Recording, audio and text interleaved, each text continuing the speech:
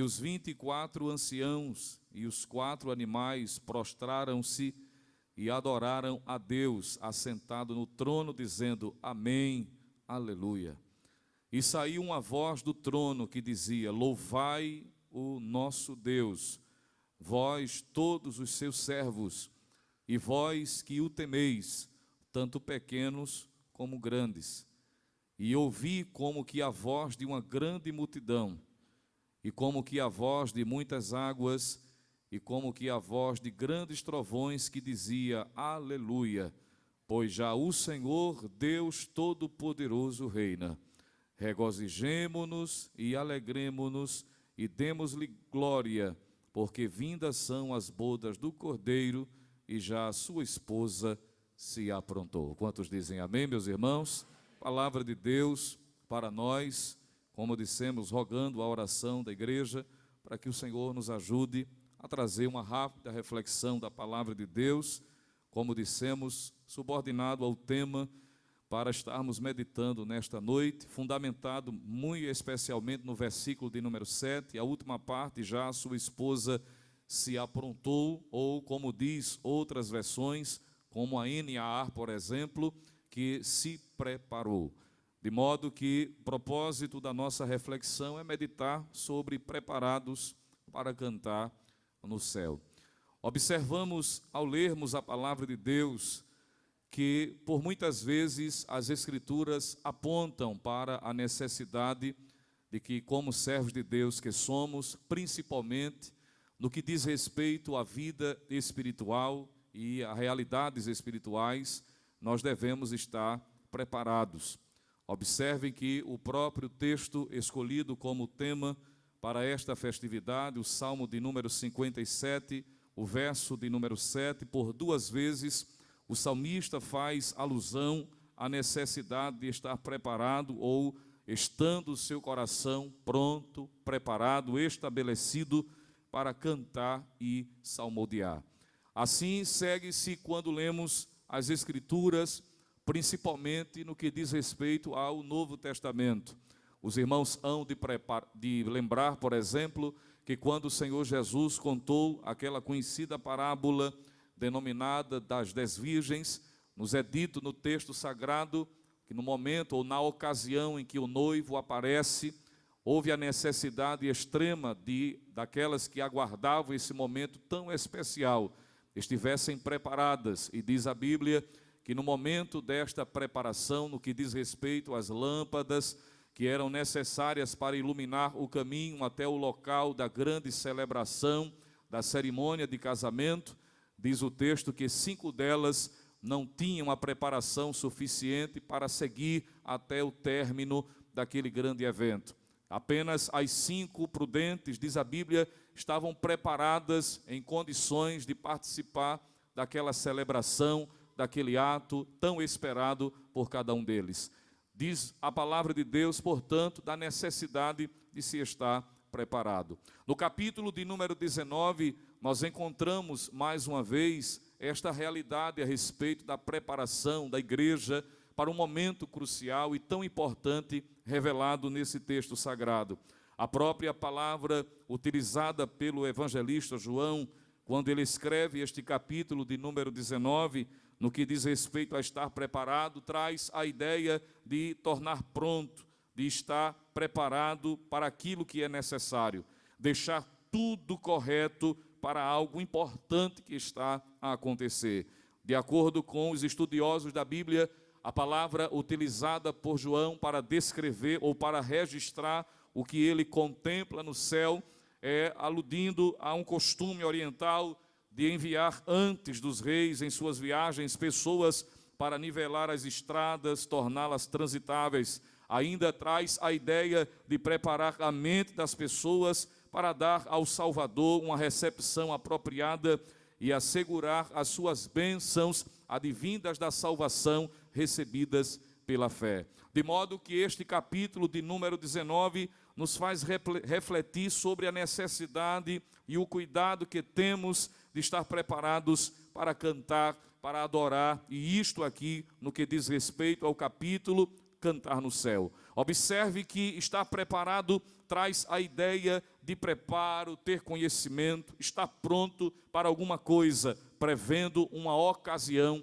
especial. E o capítulo 19 registra este momento sublime que João contempla. Ele tem uma visão celestial de um fato que há de acontecer, e ele contempla algo específico que está ocorrendo no céu. E isso é significativo, porque das vezes quando Deus quer trazer informações precisas, nós encontramos algumas vezes Deus revelando flashes do que acontece no céu para servir de referência para nós aqui na terra. E capítulo 19 registra mais este momento em que João contempla em uma visão maravilhosa do céu e algo extraordinário acontecendo bem diante dos seus olhos. Ele não é o único a ter essa experiência. No Antigo Testamento, os irmãos hão de lembrar, por exemplo, que o profeta Isaías, no capítulo de número 6 do seu livro, ele faz questão de registrar um momento também decisivo da história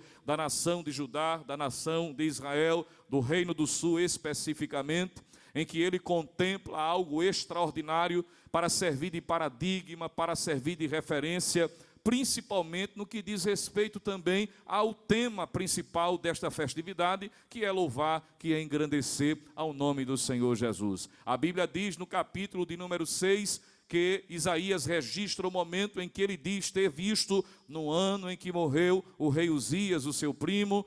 Ele disse: eu vi o Senhor assentado num alto e sublime trono, e de forma que a sua glória era visível, o seu séquito enchia o templo, se expandia, de modo que ele começou a vislumbrar a glória, a grandiosidade da majestade santa. E diante desta revelação extraordinária, ele contempla um momento específico de algo surpreendente.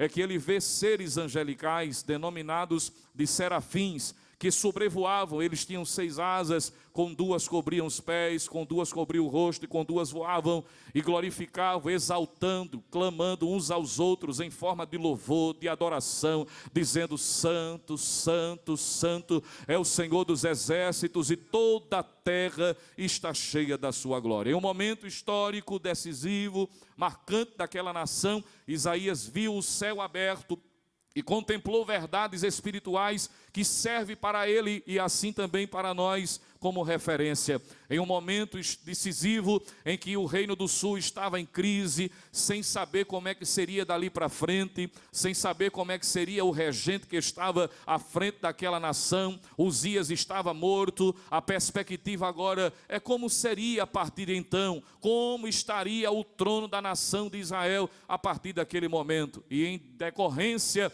desta preocupação, Isaías vê a glória de Deus se revelando e o Senhor sentado no trono, como que dizendo: Isaías, fica tranquilo, o trono da terra pode até estar instável, talvez você não saiba como é que vai ser daqui para frente. Uzias morreu, o filho dele está assumindo o trono, mas eu continuo sentado no trono celestial, com poder, com domínio, com autoridade sobre todas as coisas. Quantos estão aqui adorando a este Deus que está entronizado? E Isaías contemplou no céu o Senhor entronizado e sendo engrandecido. A Bíblia vai dizer, se você voltar ao capítulo 1 do livro do profeta Isaías, havia uma crise não só política, mas também havia uma crise espiritual, onde o próprio Deus teve que utilizar-se do profeta para dizer que havia naqueles dias pessoas que se aproximavam de Deus com os lábios, mas o seu coração estava bem distante do Senhor. Havia uma crise na adoração, havia uma crise no louvor verdadeiro, havia uma crise na reverência, no serviço, mas Isaías viu o céu aberto e os serafins adorando, glorificando, exaltando. É como se Deus estivesse dizendo: aí na terra pode estar em crise, alguém não querer me adorar, me glorificar como deve, mas aqui no céu eu continuo sendo adorado, sendo magnificado, sendo engrandecido, porque enquanto aí embaixo não tem quem me adore sinceramente, ou há pessoas que não querem mais me adorar, aqui eu continuo sendo adorado, pecado, mas louvado seja Deus que aqui em Casa Amarela esta noite está um batalhão, um exército de Deus que o Senhor levantou com o coração ardente, que desde o momento inicial deste culto não cessa de adorar, e assim como os anjos lá em cima, nós estamos aqui adorando, dizendo: Ele é santo, Ele é digno, Ele é merecedor de toda a honra, de toda a glória, de todo o louvor. Você é um desses? Levante a sua mão mais uma vez e dê uma glória bem forte para Jesus.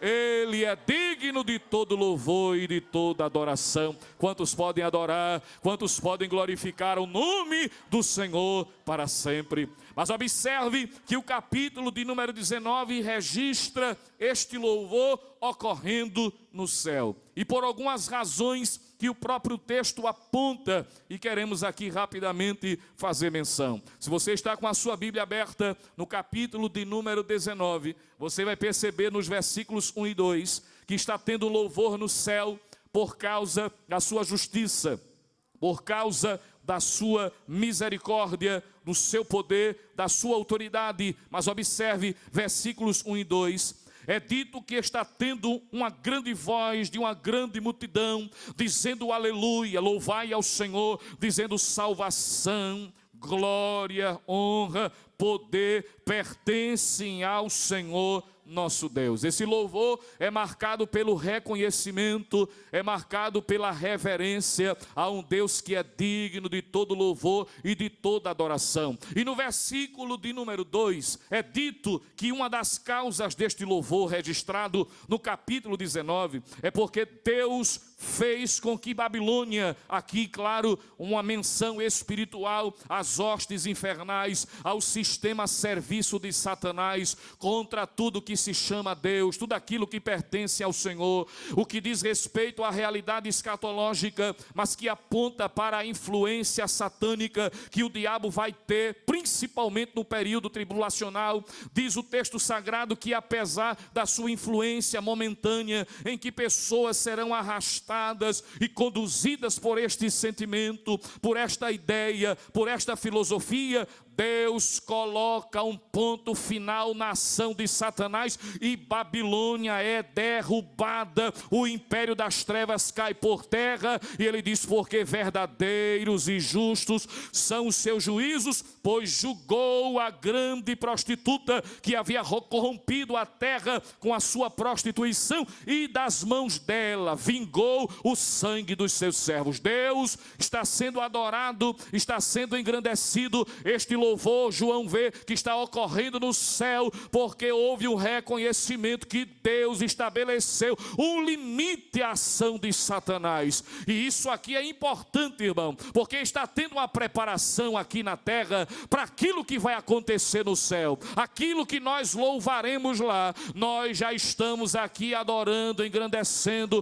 preparando o coração, porque aqui o Senhor já tem dado evidências de que Ele está acima das trevas, de que Ele está acima de Satanás, que onde o diabo se levanta, o Senhor também está acima de tudo, para repreender o mal, para repreender a ação de Satanás. E aquele que vai ser adorado no céu, neste momento exato, já está sendo adorado aqui na terra, porque Deus ainda coloca um limite na ação de Satanás. Eu vou repetir isso: Ele merece louvor e adoração, porque o diabo está limitado ao governo, ao poder do Senhor Jesus, e nós estamos já aqui dizendo: Ele merece, Ele merece, Ele merece louvor, Ele merece adoração. Vá já se preparando, adorando, engrandecendo, porque lá em cima a gente vai continuar adorando, dizendo: Ele tem, Ele pode, Ele tem a capacidade, Ele restringiu, Ele derramou juízo, Ele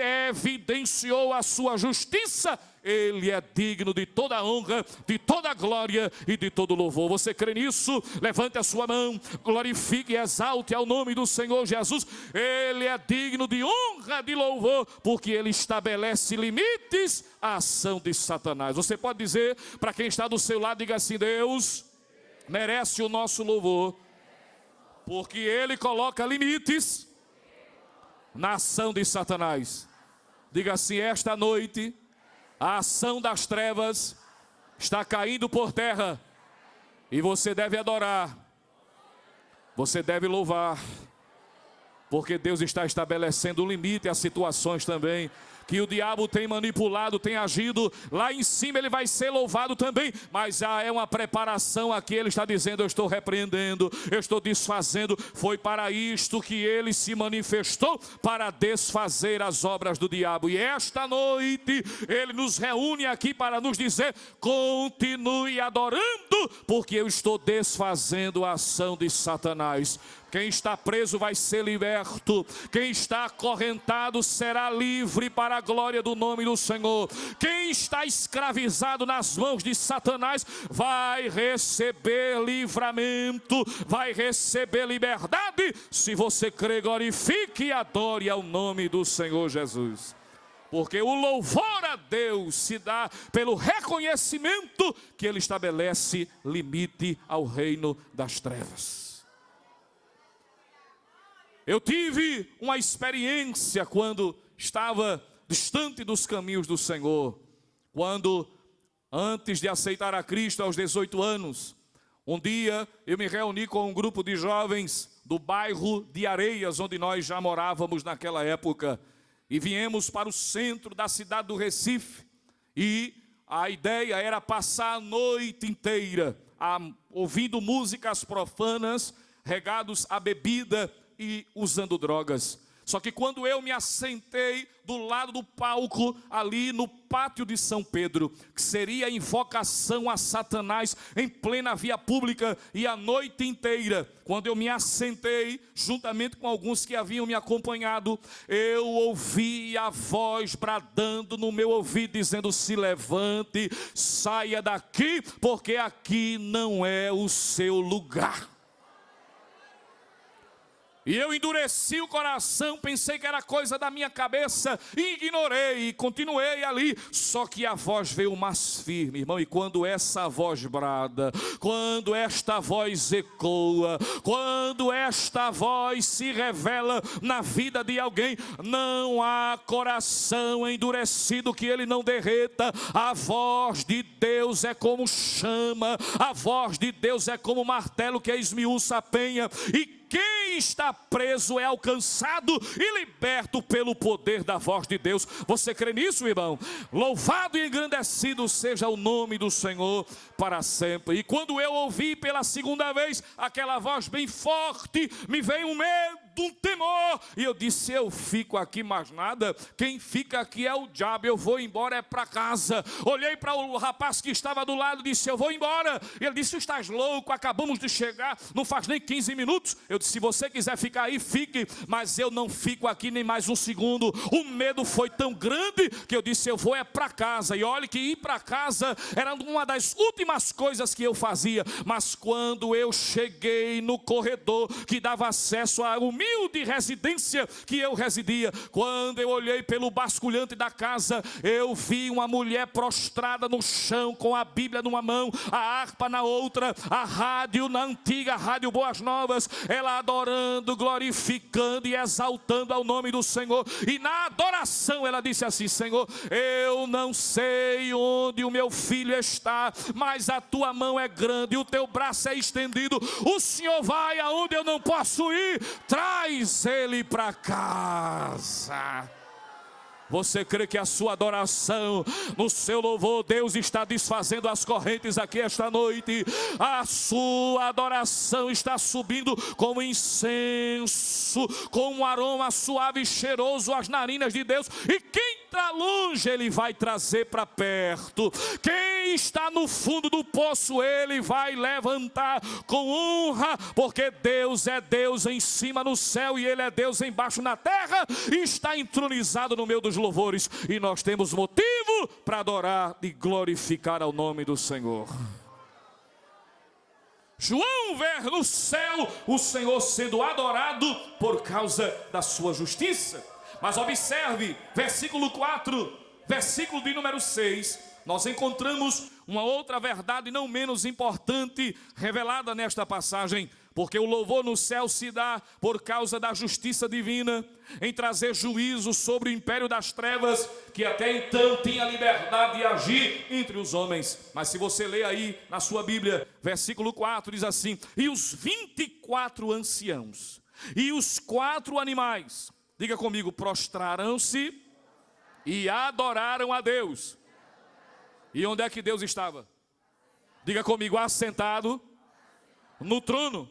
E estes 24 anciãos com os 4 animais, eles começaram a dizer, amém, assim seja, louvai ao Senhor, aleluia. Começaram a adorar, porque viram o Senhor assentado no trono. E do trono saiu uma voz, versículo 5, que diz assim, louvai o nosso Deus, vós todos os seus servos, e vós que o temeis, tanto pequenos como grandes. Versículo 6, e ouvi como que a voz de uma grande multidão, e como que a voz de muitas águas, e como que a voz de grandes trovões, que dizia, aleluia, aleluia, pois já o Senhor, Deus Todo-Poderoso, reina. O louvor se dá em reconhecimento ao senhorio, ao poderio de Deus, à sua grandiosidade. Ele está sentado no trono, ele não se move 1 milímetro, irmão. Ele não perdeu o domínio, ele não perdeu o controle, ele não perdeu o rumo da história. Ele administra tudo que você imaginar na palma da sua mão. Não me pergunte como é que ele consegue administrar a liberdade do homem, de acordo com o seu propósito, e fazer a sua vontade sobressair a despeito da liberdade dada ao ser humano. Mas ele é Deus, ele é soberano, ele é o regente do universo, está no trono. E aquilo que alguém pensa que Deus perdeu o controle, continua subordinado ao senhorio, porque ele está no trono, ele está no trono, ele está no trono. Ele é Deus Todo-Poderoso, ele reina sobre todas as coisas. Você veio adorar a este Deus poderoso, você veio adorar este Deus que reina. Entenda esta noite que a sua vida não está à deriva, porque há um que governa, há um que reina, há um que estabelece a sua vontade, a despeito de alguém não querer que a vontade dele seja executada, mas vai ser feita. A vontade dele vai ser feita na sua vida, na história da humanidade. Alguém querendo ou não, ainda que o prognóstico seja contrário, mas o Deus a quem você serve, ele tem o domínio, ele tem um controle, ele não perde o controle da história. Paulo disse, e sabemos que todas as coisas cooperam para o bem daqueles que amam a Deus. Todas as coisas cooperam. Todas as coisas cooperam porque ele está no trono. Em terceiro, observe que o louvor se dá além da justiça reconhecida, do senhorio e do poder, também se louva pela ocasião extraordinária. Porque o capítulo 19, versículo de número 7, está escrito assim, regozijemo-nos. Veja, aqui no céu não tem lugar para tristeza, né, irmão?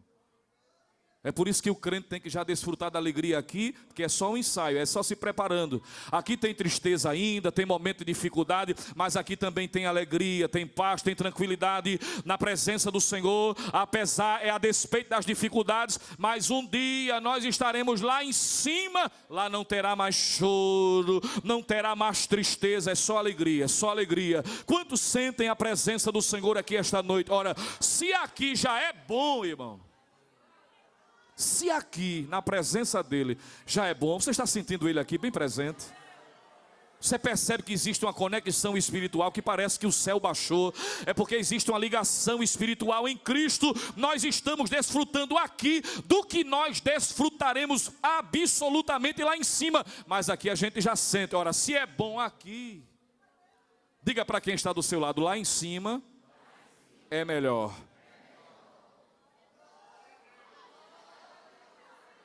Lá em cima é melhor. Ele diz, regozijemo-nos, alegremo-nos e demo-lhes glória. Por quê? Por quê? Porque vindas são as bodas do Cordeiro, e já a sua esposa se preparou. É o momento em que a esposa está sendo honrada. É o momento em que a noiva está sendo honrada diante dos olhos de todos, seja a criação celestial, seja a criação terrena, onde haverá o reconhecimento. É o momento em que aqueles que sofreram, padeceram, enfrentaram, pagaram um preço muito alto, é digno de louvor, porque chegou o momento tão esperado do casamento, do encontro, da consumação, da aliança. E ele está dizendo, porque vindas são as bodas do Cordeiro. Chegou o momento de ser honrado. A ocasião proporciona este sentimento de louvor no céu. Mas eu finalizo, porque como eu disse, o louvor lá está sendo preparado aqui. E o louvor apresentado lá deve servir de paradigma aqui. Quem diz amém? Não só no que diz respeito à natureza, o propósito, o objetivo, o alvo do louvor, mas quem louva. E isso está no texto também. Observe aí versículo 5, por favor, para a gente concluir. E saiu uma voz do trono que dizia, louvai o nosso Deus, vós todos, os seus servos, e vós que o temeis, tanto pequenos como... Veja que ele faz menção dos que são servos, dos que temem a Deus. Isso está apontando para o louvor que é no céu apresentado. E aqui na terra, como estamos nos preparando, obviamente, para que este louvor seja apresentado lá, tem que começar a ser apresentado aqui. E o louvor que é utilizado e chega no céu e será o padrão, e é o padrão lá, é advindo de pessoas que são servos e que temem a Deus. Isso aponta para o novo nascimento. Isso diz respeito à preparação no que tange à salvação. O louvor lá em cima não é de todo jeito, não é de toda maneira, assim como aqui também não deve ser. E o louvor no céu deve ser apresentado por alguém que de fato passou pelo novo nascimento. Da mesma forma que aqui também, como preparação para o que viveremos lá, louvor para ser aceito por Deus, deve advir de alguém que passou pelo novo nascimento. Tem que ser servo, tem que temer a Deus, tem que respeitar a sua palavra, tem que ter compromisso, tem que passar pela regeneração, tem que passar pelo novo nascimento. Quantos já tiveram essa experiência aqui? Levante a sua mão esta noite.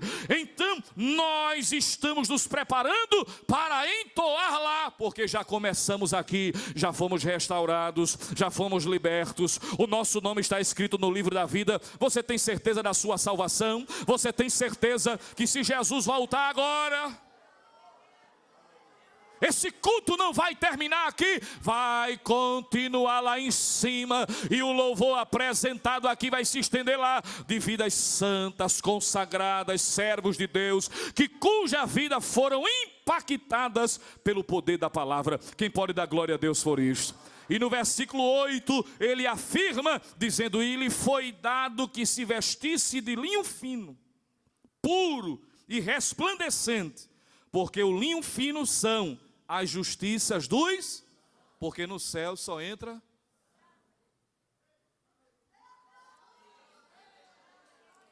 E a pergunta é, estamos preparados? Pergunte para quem está do seu lado, diga assim, se Jesus voltar agora, você vai ou fica?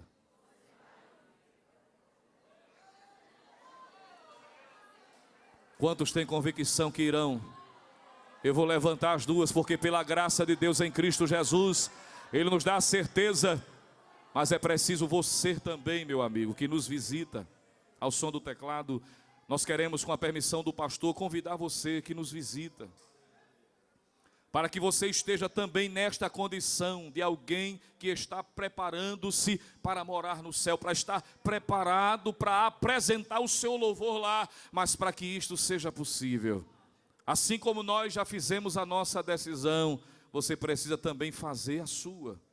E com a permissão do pastor queremos saber se há alguém entre nós que nos honra com a sua visita e deseja agora entregar a sua vida a Cristo, em reconhecimento de que o Senhor é Deus, que o Senhor é poderoso, que ele pode estabelecer um limite nas hostes espirituais da maldade, na ação de Satanás contra a sua vida, que você reconhece que o Senhor é poderoso para lhe restaurar, mas é preciso você tomar a sua decisão.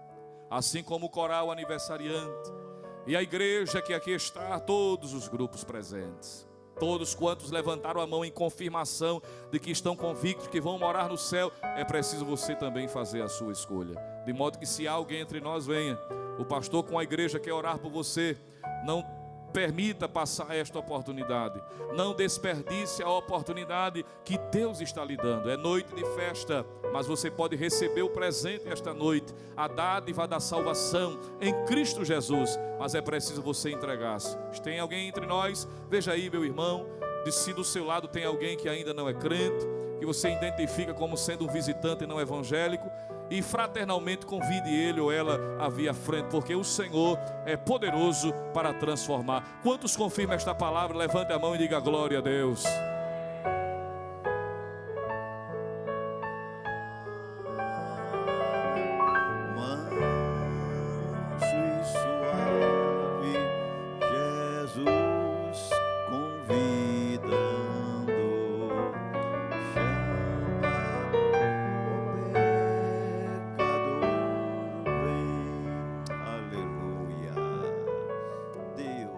Já falou pela sua palavra. Oh, como o céu é bom. Oh, como o céu é maravilhoso. Como eu estava ouvindo o servo de Deus pregando, pela fé, já estava vendo a igreja lá do outro lado. Se o inimigo pudesse, ninguém chegaria lá. Se Satanás pudesse, nem essa festa estava se preparando. Aqui é um ensaio, como vimos. Mas Jesus desceu